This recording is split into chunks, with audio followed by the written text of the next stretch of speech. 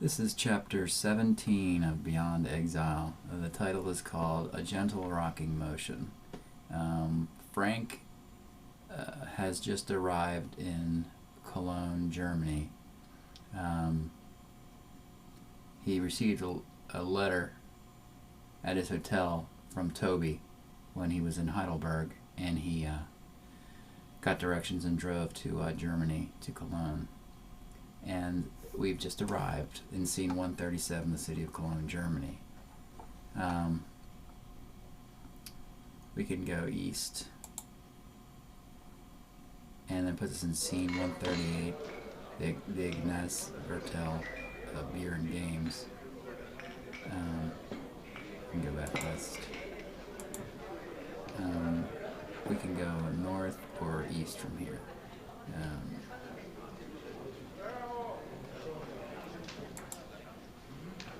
And east, the game players in the zoo cafeteria. And then here, there's a cribbage table. And here we see, this is where Frank and Toby met. And then we're in scene 140, a room to play cribbage.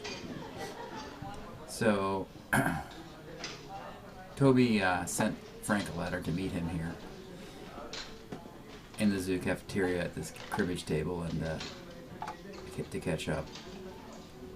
We look at Frank. I look at Toby. Socrates was terrified of exile, says Toby, wiping the foam from his mustache. And looks like Toby's going to add something to that. But we're doing well. A big flat on the Rhine, 2 rich girlfriends, teaching English for $50 an hour at America House, beating the ponies at Wiedenspech, meeting like this for cribbage in the best breweries of the world.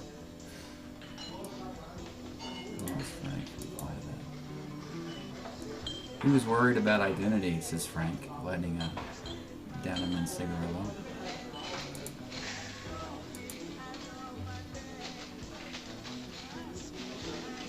He believed that when you go into exile, you degenerate, collapse into barbarian superstitions of self and social approximations of virtue. If things are simultaneously too easy and too hard, you lose the muscle of self-examination. Since I left the States, I've lost the critical dimension. My identity's deflated, lapsed into Frank Harris or Henry Miller. In Berkeley or the Hate, I changed characters a dozen times a day, and I always felt Dionysus rushing to me in the mirror. But exile's Apollonian. I've lost the flexibility of my destiny. I'm reduced to action at a distance, to the word American. And Toby has a monologue. He's going to recite. But we're safe, Frank. No cops, no agents, plenty of girls and beer. Why can't we just dig it? Aristotle would agree. Let America stew in its crimes. Let Nixon have his dirty tricks. We're out now. We're free. And let's look at Frank. No, says Frank. We're chained to the wind. And Frank's going to add to that. Strapped to beds of ball lightning and taken up in dark clouds of irrelevance. We're safe because they don't investigate or understand our deeper intent.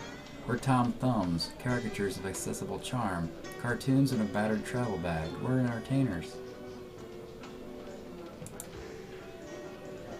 I think it's like this, says Toby, taking a long drought.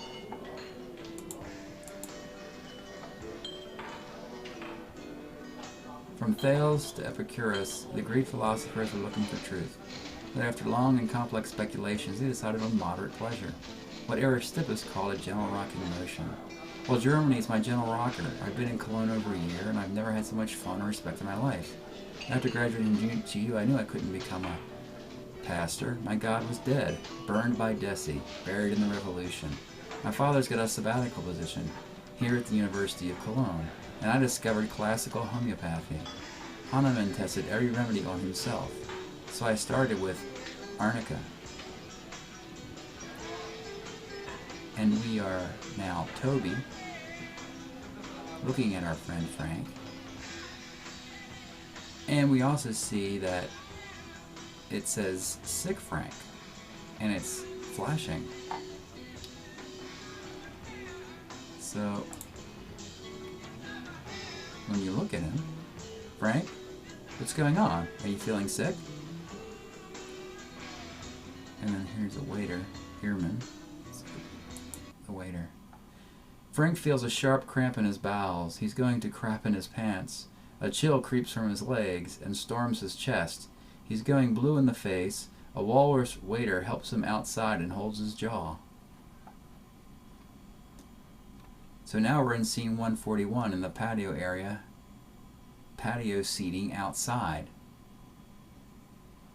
And the waiter's there. And there's a cafe table, and Frank is still, he's still flashing. Let's look at the cafe table. And on the cafe table we see a cup and saucer, cream, and a sugar bowl. This is nice dinnerware. I'm assuming this is a diabetic seizure, so let's look through the sugar bowl and see if it is full of sugar cubes. And so when we take sugar from the sugar cube, let's see if putting sugar into Frank's mouth will stop the seizure from happening. So we're trying to drop this sugar cube on sick Frank when he comes up, and there it is. So Toby can put a sugar ball under his tongue. Frank's thinking fondly of Aaron when the spasms subside. His body warms, and 15 minutes later, he's watching the red trams clang by, almost normal. So now Toby's going to look at his friend Frank, speak to him. And Frank asks, "What was that?" Question mark? Sure, I don't know. We just treat the symptoms. The acute picture was arsenicum 30. It's not really a material dose. You could call it a vibration. He speaks to him again. So what happened? Question marks, or well, could be. It could be a circulation collapse. It's common in the Rhine Valley. How do you feel? To Toby, okay, good, we can finish the game. And he helps Frank stand up. So they're out on the patio area. I don't think there's any more interaction with the stuff here. There's a cup and saucer. There's some cream and okay.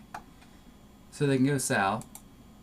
Puts us back into the beer hall, and then the cribbage table is east. The game players, and here we are back at the cribbage table. And there's the board. They return to their table, order another round of coal shuffle, cut, and play, gently rocking the pegs around the board.